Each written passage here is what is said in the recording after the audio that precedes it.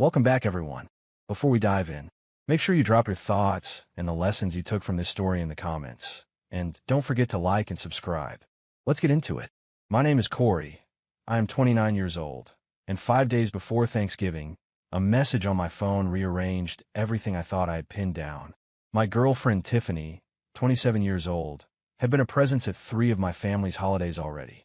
My parents liked her, loved her, even the kind of effusive warmth that had my mother calling her our future daughter-in-law, and my father setting aside a bottle of her favorite wine because he remembered she liked to chill more than most. They had asked me twice to bring her again this year. They said it like a promise they expected me to keep.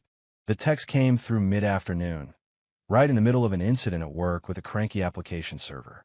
The notification popped up bright and cheerful. The message said, "Hey babe, Devin is having a rough time. His family cut him off after the thing with his stepmother. Long story. He has nowhere to go for Thanksgiving. I told him he could come with us to your parents. I know it is awkward, but I cannot let him spend it alone. We are adults. We can handle this. Deal with it." I read it twice, then stared at the ceiling, at my own reflection in the black screen of my monitor. Devin was her ex of 4 years, the one she still claimed to be friends with because they ended things on good terms, because the friend group was shared, because it would be childish not to be adults about a former relationship. He was also the ex who had begun texting her more lately, telling her about his depression, about tough days, about how nothing felt right. Those messages accelerated strangely the moment Tiffany and I got serious. I had said nothing then. I thought I was being fair. Reading that Thanksgiving announcement, something inside me turned a precise, metallic click.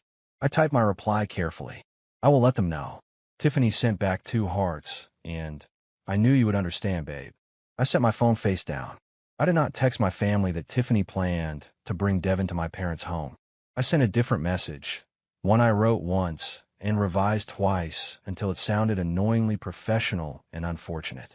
"Hey mom, something came up at work. Emergency server migration over the holiday. I will not make it to Thanksgiving. Tiffany might still come, though." My mother's disappointment came across even in the texts. "Oh, honey, that is terrible. But Tiffany is still welcome, of course. We already bought her favorite wine." After work, I opened my laptop and did something I've been quietly wanting to do for months. I went to a travel site and booked a 5-day trip to Miami Beach. The flight left Wednesday night and returned Sunday evening. The hotel had a view of the water and a polite note about early check-in. I used the money I had been saving for the designer purse Tiffany had pointed out twice and mentioned 3 times. I turned off read receipts on my phone. I watched her messages come in across the next 2 days with the steady rhythm of a metronome. The first was on Tuesday afternoon. "What should Devin wear? Casual or dress up?" Wednesday morning. "Picking up pies. Devin is actually excited to meet your family." 2 hours later. "Why are you not answering? We are leaving in 2 hours." By Wednesday evening came another hopeful, oddly blithe message. "Your phone must be dead. See you there." There was nothing else until Thursday at 2 o'clock in the afternoon, when the storm began. I was sitting in a chair on the hotel balcony with the ocean moving like polished slate, and I read her first sharp, panicked note while a plane drew a white thread across the sky. "Where are you? Your mother says you are not coming. She says you have to work. You did not tell me. I am here with Devin alone. This is so embarrassing. Your father asked Devin if he is my boyfriend. Your sister is giving me death stares. Answer your phone." Then a shift. Another message. "Your mother wants to know why you did not tell me you were not coming." I had to explain. "You knew I was coming. Now she's asking why Devin is here. I told him you said it was fine. Your mother is calling you. Your father looks angry. Devin wants to leave. This is your fault." Later, my sister filled me in. My sister's name is Lauren, 25 years old, honest to a fault, and the kind of person who sometimes texts me photos of our father asleep on the couch with his mouth open just to make me laugh.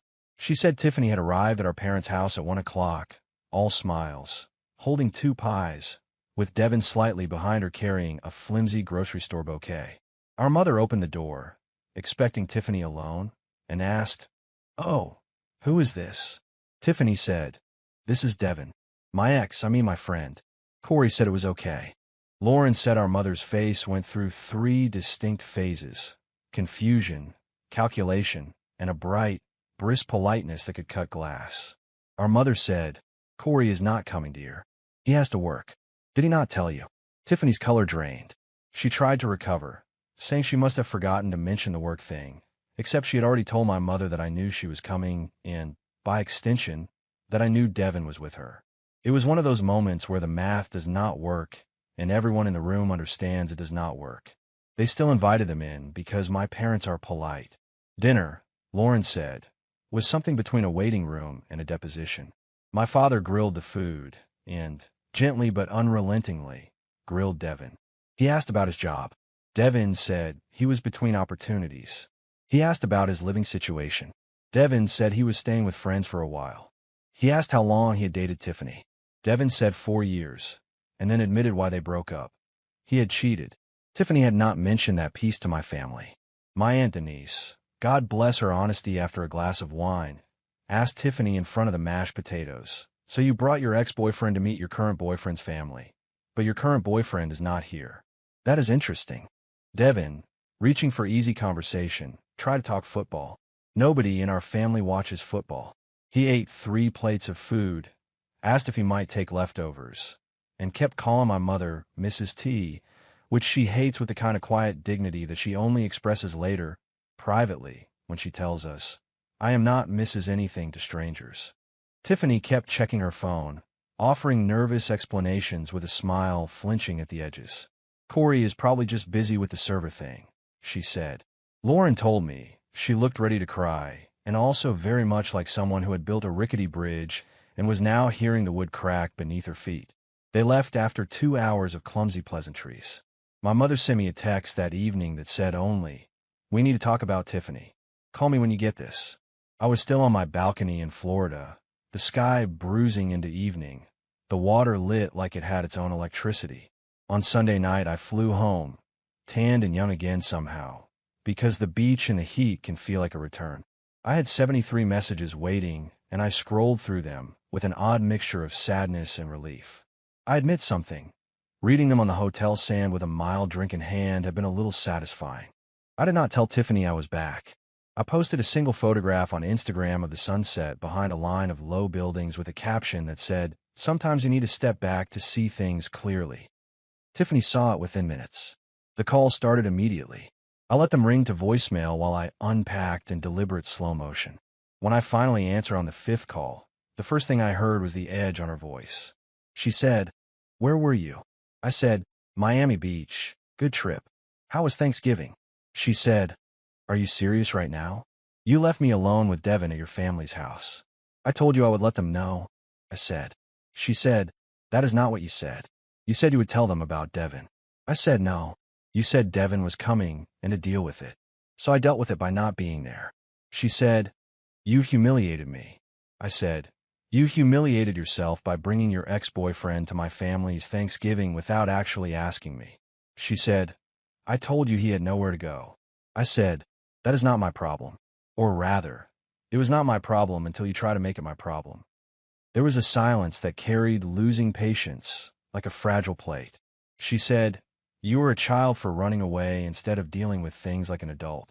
I said, "Adults do not ambush their partners with their ex-boyfriends at family events. Adults have conversations and respect boundaries." She went quiet. Then she said, smaller, "Your mother thinks I'm trash now." I said, "What did you expect? You showed up with your ex instead of me." She said, "Devin was mortified." I said, "Good." She said, "You are cruel." I said, "Maybe, but I'm a person who had a peaceful Thanksgiving on the beach instead of watching my girlfriend's ex-boyfriend eat my mother's turkey." She hung up. The next morning, she showed up at my apartment. She had a key, but I had set the chain, so the door opened a cautious 3 inches. She said, "Let me in. We need to talk." I said, "We can talk like this." She said, "Corey, stop being ridiculous." I said, "I am being ridiculous?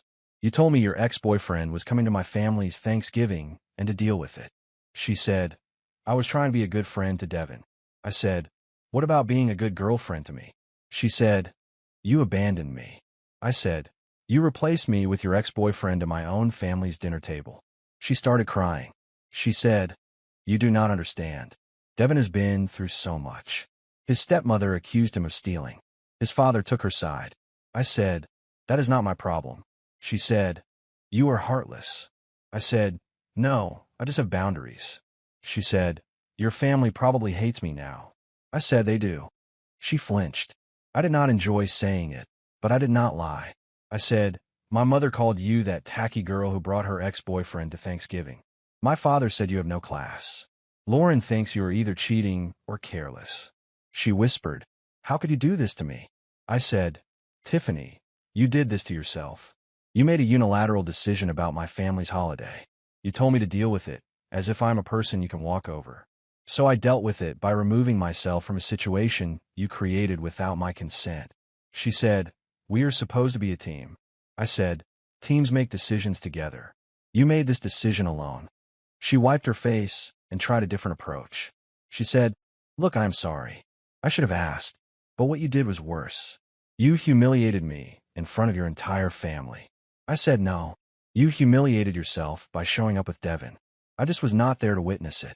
After that conversation, something shifted in me. I made coffee and stood by my window as if the next choice needed a certain brightness on the floorboards. Breakups are not a single door closing. They are a series of understandings that snap into place.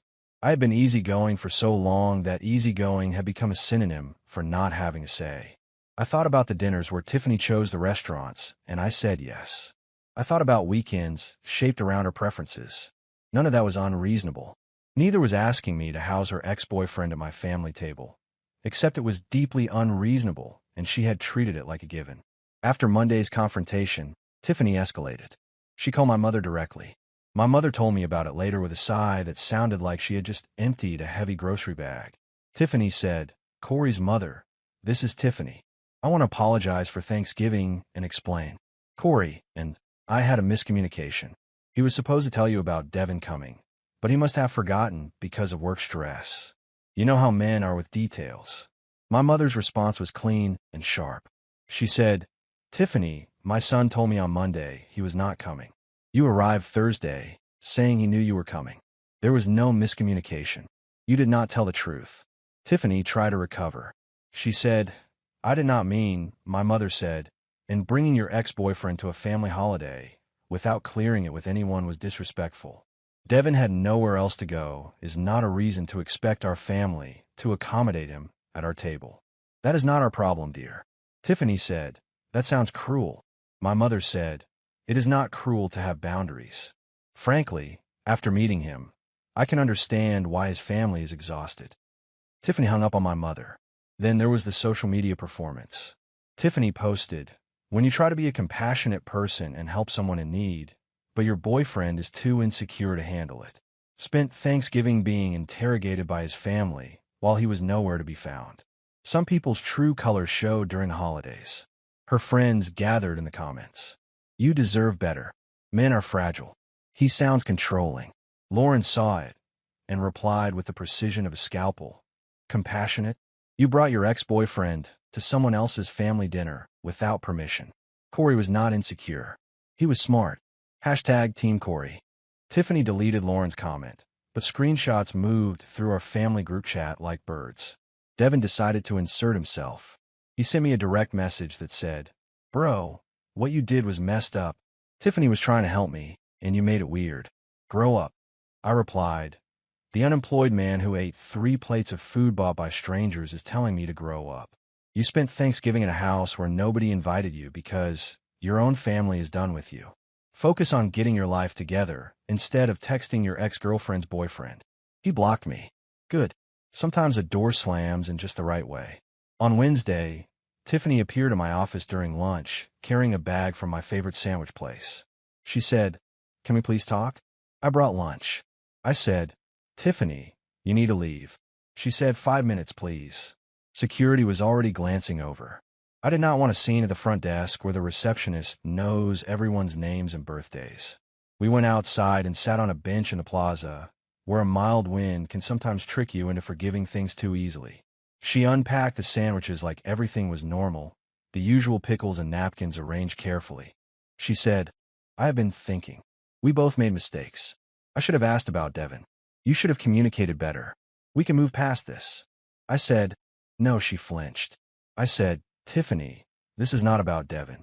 It is about you believing you can make unilateral decisions about my life and my family, and then telling me to deal with it, as if my voice is a formality. She said, I did not mean it like that. I said, how did you mean it then? She said, Devin was sad. His family situation is horrible. I thought you would understand. You are usually so easygoing. There it was, the word wrapped in expectation. I said, easygoing does not mean doormat. She said, I know that. I said, do you?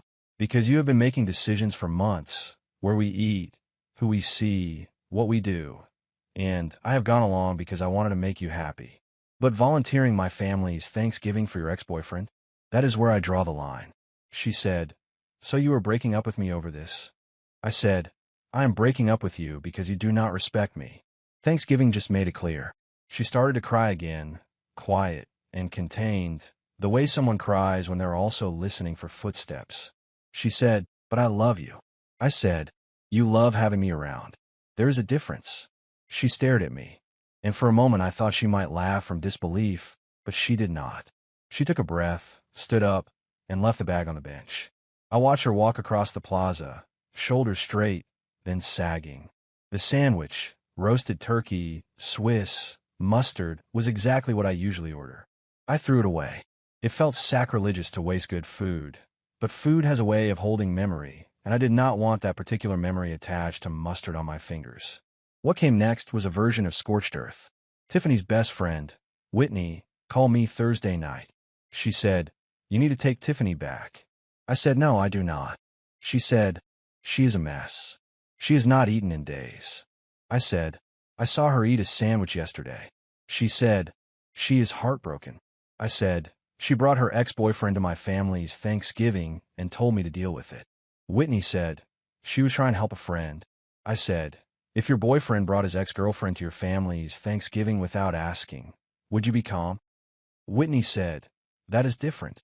I said, how? She hung up. The next morning, I woke up to a string of notifications. Tiffany had tagged me in 20 old photographs on Instagram with captions like, remember when we were happy, and before your ego ruined everything, and I guess your family means more than our love. I untagged myself and blocked her. Then came a call that made my lungs go cold. She called my workplace and told the Human Resources Department she was concerned about my mental health, said I had disappeared without telling anyone and was acting erratically. Human Resources called me in with gentle faces and even gentler voices. The Human Resources manager said, Corey, we received a call about your well-being. I explained everything with documents. I showed them my pre-approved paid time off for the Thanksgiving holiday. I showed the text where Tiffany demanded I accept her ex-boyfriend at Thanksgiving. I showed the social media posts. The Human Resources manager looked at me with an expression I recognized from the faces of people who have grown children. They were tired, empathetic, and faintly amused by the theatrics of late love. She said, so this is a bad breakup. I said, very bad. She said, we will make a note. If she calls again, we will consider it harassment. Tiffany was not finished. Saturday afternoon, she went to my parents' house with Devin. My mother called me while they were on the porch. She said, that girl is at my door with that boy. I said, do not let them in. She said, we were not planning on it. My mother put me on speaker so I could hear the conversation through the closed door. Tiffany said, Mrs. T, I wanted to apologize in person and explain everything. My mother said, there is nothing to explain. Please leave. Tiffany said, we just want to make things right. My mother said, get off my porch before I call the police. Tiffany said, this is all a misunderstanding. Corey overreacted. My mother said, and Corey reacted appropriately to you disrespecting him and our family. You brought your ex-boyfriend to our Thanksgiving. What kind of person does that? Tiffany said helplessly, a compassionate person. My father came to the door, not opening it, but standing behind it like a fortress. He said, you want to know what I think? I think you are still hung up on this man, and you used our holiday to test the waters. Corey saw right through it. Devin said, I am not a loser. My father said, son, you are 28, unemployed, and following your ex-girlfriend to her current boyfriend's family events. You are the definition of a loser. Tiffany began crying again. She said, you do not understand. Corey and I were meant to be together. My mother said, Were you meant to be together when you brought Devin to my table? Because that is not how relationships work, sweetheart. They left only after my father called the police. The officers did not arrest anyone, but they told Tiffany and Devin they would be trespassed if they returned. I sat on my couch with the phone in my hand, listening to the silence that comes after an argument ends, not because the participants forgave each other, but because the door is closed. 3 weeks passed between Thanksgiving and the first week of December, and in that time people sorted themselves the way fallen leaves sort along curb edges. Tiffany sent one last email to my personal account, a novel-length manifesto about how I had ruined her reputation and turned everyone against her and chosen my family over our love.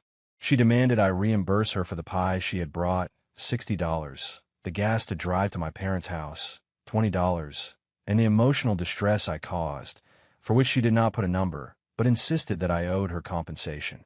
I replied with a payment request for $90 to cover the commission I lost taking paid time off for Miami Beach. She blocked me instead of paying. She also tried to gather our mutual friends on her side. She organized a dinner to tell her version of the story. From what I heard, it backfired in a way only truth can backfire on a lie. Our friend Erica listened quietly and then asked, "Wait, so you brought Devin without asking Corey first?" Tiffany tried to explain compassion and holidays and loneliness, but Erica said, "That is irresponsible. I would have ended the relationship too." Half the friend group sided with me, and the other half stayed carefully neutral. Nobody fully took Tiffany's side except Whitney, and even Whitney admitted in a moment with Lauren that bringing Devin was probably not the best decision. Devin posted a philosophical message on social media about knowing your worth and not letting others dim your light. I read it and thought, you crashed someone else's family Thanksgiving. What light? It is cruel to think like that. It is also honest to recognize when a person announces their self-importance while they still have gravy on their collar. Tiffany began seeing Devin again 2 weeks after we broke up. Perhaps they never stopped. I do not know. I do not care. Whitney let slip that Devin moved into Tiffany's studio apartment. The same apartment she always said felt small for one person. My family became legend in the extended family group text for what my cousins began calling the Thanksgiving with the ex-boyfriend. My cousin turned it into a tweet thread retelling that she said got an unusual number of likes because everyone understands the line between generosity and foolishness. My mother framed a still image from the door camera of my father telling Devin he was a loser and propped it beside the coffee maker like a tiny secular saint.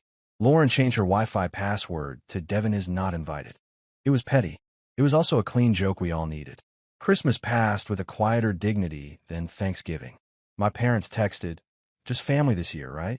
Then my mother added, "Although, if you want to bring someone appropriate, that is fine too." I went alone and ate too many cookies and fell asleep in a chair while my father pretended he did not cry during that one holiday movie.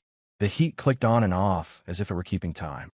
Nobody mentioned Tiffany until my grandmother, 80 years old and decisive, raised her glass and said, "That girl had some nerve, but our Corey had firmer nerve." Everyone laughed, the kind of laughter that heals the last sharp corner left in the room. In January, I met someone new.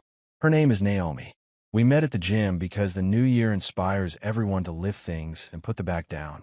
We began talking because I had dropped my water bottle and she had kicked it back to me without breaking her walking pace.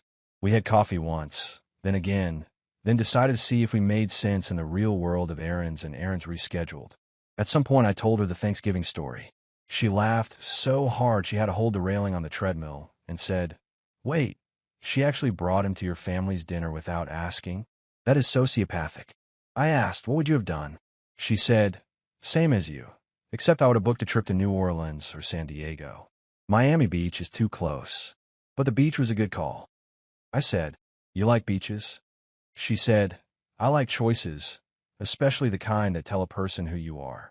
We share more small details, and then larger ones. Where she grew up, where I wanted to travel next, how she hates raisins and potato salad, and will fight anyone who thinks that is appropriate. You can learn a lot from that kind of conversation, the preferences that are actually philosophies. In February, I received a notification that someone viewed my professional profile. Then another. Devin viewed my profile twice in an hour, and Tiffany viewed it soon after. They were looking in through the digital window to see how I was doing. I updated my job title to Senior Systems Analyst because I had just received a promotion, the kind of promotion that arrives after long, quiet stretches of good work rather than a single dramatic victory. The phrase, "thankful for boundaries," kept repeating in my head like a lyric you hear while walking past someone's open car door. Boundaries had saved my holiday and my dignity. Looking back, the whole thing was a gift wrapped in a poor decision. Tiffany showed me exactly who she was. She showed me with the 3 words, "deal with it." Those 3 words are a thesis statement. They say that my needs are smaller than her wants, that my family is a staging ground for her compassion, that respect is conditional and she holds the conditions. It is a relief you can feel in your shoulders when a person shows you who they are, and you believe them the first time. It is also a practiced kind of love to step back when everything in you wants to argue and make them see. There were quiet moments in the weeks after when I asked myself if I had been too harsh. Then I remembered the porch, the pies, the flustered explanations of the door, and my father leaning against the wood, as if to remind the hinges what they are for. I remember the email demanding reimbursement for pies and gas and emotional distress. I remembered human resources and their kind, concerned faces. I remembered how quickly boundaries disappear once you begin to make exceptions for people who believe you exist to comfort them no matter the cost to you. Each memory pulled the thread of doubt, and it unraveled itself. Sometimes I imagine an alternate Thanksgiving where Tiffany asked me plainly, "Would it be okay if Devin joined us? He has nowhere to go." In the alternate version, we talk about it and we decide no together, or we decide yes together with a plan for what it means. In that version, I might feel generous instead of cornered. In that version, my mother would still raise an eyebrow, but she might also say, "Well, we will make room," because my mother's capacity for making room is enormous when everyone in the room is honest. But that is not the version we had. Instead, we had the version where she told me how it would be, and I told her I would let them know, and I chose to let my family know the one thing that still belonged to me.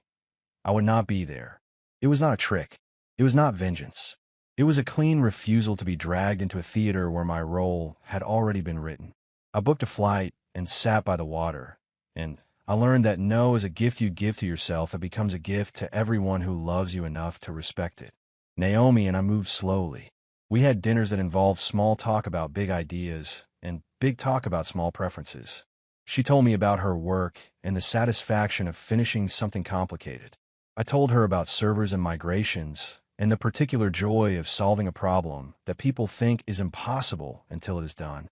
We went to a museum one Saturday and argued pleasantly about a photograph neither of us quite liked. We went to a farmer's market and did not buy anything, then laughed because we had somehow spent an hour debating peaches without purchasing a single one. My phone stayed quiet of Tiffany's messages. Peace is not dramatic, but it is a blessing that tastes like clear water. Near the end of winter, Lauren asked casually if I had learned anything I had not expected to learn. I said, "I learned that a person can be lovely and still be wrong for you. I learned that people will tell on themselves if you listen carefully. And I learned that you do not have to attend every conflict you are invited to." Lauren said, "You were always the even-tempered one." I said, "Even-tempered does not have to mean silent." She said, "I know." We smiled at each other in the slow, satisfied acknowledgement siblings share when a lesson lands in a way you can use later. On the first truly warm day of spring, my father said, "You know what I like most?" I said, "That I went to the beach." He said, "That you chose yourself." It took me too long to learn that in my life. I like seeing you get there sooner. My mother set a plate of cookies on the table and said, "I like that you were not here to be caught in that awkwardness." I liked not having to manage your face while I was managing theirs. We all laughed. I asked my grandmother if she wanted tea. She said, "I want people to stop naming confusion compassion. Make me tea anyway." I keep thinking about the small things that define you and do not announce themselves until a crisis squeezes them to the surface. The way Tiffany said, "Deal with it," without looking for the edges of what that might mean. The way I booked a flight with the joyful chill of a person finally refusing to play a part he did not choose. The way my mother withheld hospitality not because she lacked it, but because she understood hospitality without consent is exploitation. The way Lauren told the truth cleanly in a comment and did not care if it was deleted because the truth exists outside a screen. Even now, when I tell the story to someone new, a coworker over coffee, Naomi's cousin at a barbecue. People smile and wince in equal parts. They say, "Wait, she really brought him." I say yes. They say, "And told you to deal with it?" I say yes. They say, "What did you do?" I say, "I took a flight and read a book facing the ocean." They say, "That is incredible." I say, "It is simple." Then we change the subject to something lighter, like where to get the best lemon cake in town, or whether the new mural on the library wall is too bright. Tiffany and Devin will have their own holidays now, their own stories to tell at their own table. Perhaps they will order takeout because Tiffany burns water and Devin confuses recipes with suggestions. Perhaps they will laugh about my father. Perhaps they will grow. Perhaps they will repeat old patterns in new apartments until the patterns become the furniture. It is not my story anymore. Mine is the story where my family raised a glass to my boundaries, where my grandmother's toast made us all laugh, where my mother admitted she hates Mrs. T, where my father looked at me and saw a man who belonged to himself. I do not think of it as a revenge story. It is a clarity story. That Thanksgiving sharpened what had grown dull. I am grateful for what it revealed. I am grateful for the way no can be warmer than yes when it shields you. I am grateful for my sister's honesty, my mother's steel, my father's dry humor, my grandmother's wisdom, my friends who know how to ask a precise question at a dinner table, and a new woman who can laugh at the right moment without making the story about her. When people ask me now how I knew it was over, I do not tell them it was the pies or the porch or the email requesting gas money. I tell them it was the moment I read "Deal with It" and felt a cool wind move through the rooms of my mind, a wind that opened a door I did not know was there. I understood my own boundary like it had been waiting all along. I did not argue. I did not negotiate. I did not try to fix anyone. I protected myself, and the consequence of her choice landed in her hands instead of mine. That is the whole of it. Tiffany wanted me to deal with it, so I did, just not in the way she expected. Devin had nowhere to go for Thanksgiving. Now they can spend every Thanksgiving together, in their small apartment eating whatever does not burn, telling stories about the year they went to my parents' house, and discovered boundaries are not brick walls but clear lines painted on the ground. If there is a moral, it is not the kind that scolds. It is the kind that nods quietly and says, "You are allowed to say no." The last time Tiffany's name came up, it was because Lauren saw her at the grocery store holding a jar of marinara, like it had personally offended her. Lauren said they exchanged polite nods and nothing else. We were sitting at the kitchen table when she told me. The kitchen smelled like lemon cleaner and roasted chicken. My mother cut a slice of cake and said, "Do you want some?" I said, "Yes." And then, because practice makes permanence, I said, "Thank you." Sometimes the smallest courtesies are reminders that respect begins at home and radiates outward.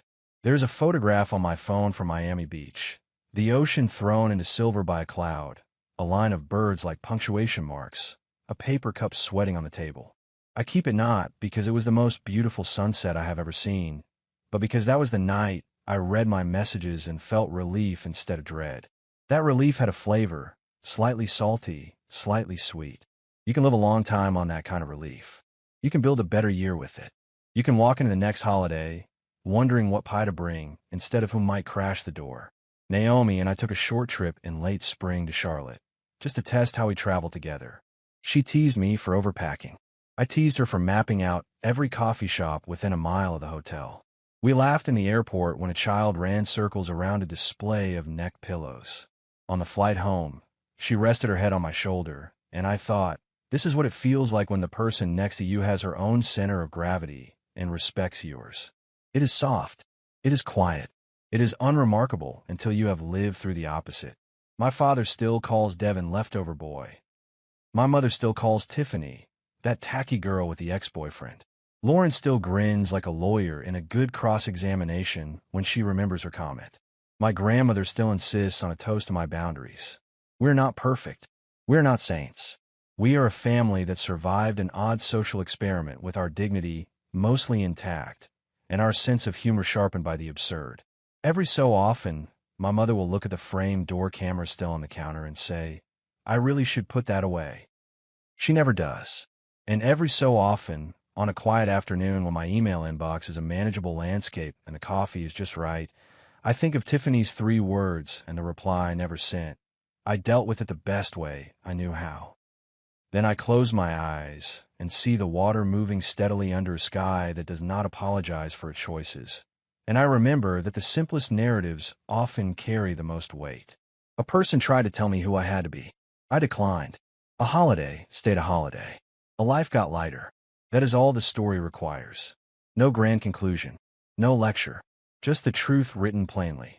When someone shows you they do not respect you, believe them. Do not argue. Do not negotiate. Do not try to fix them. Protect yourself and let them face the consequences of their choices. The door does not have to slam. It can close with a click that only you hear. Then you step away and let the room fill with air again. If you enjoyed this story, please like, comment, and share this video with your friends. Subscribe and turn on the notification bell so you never miss a powerful story drop.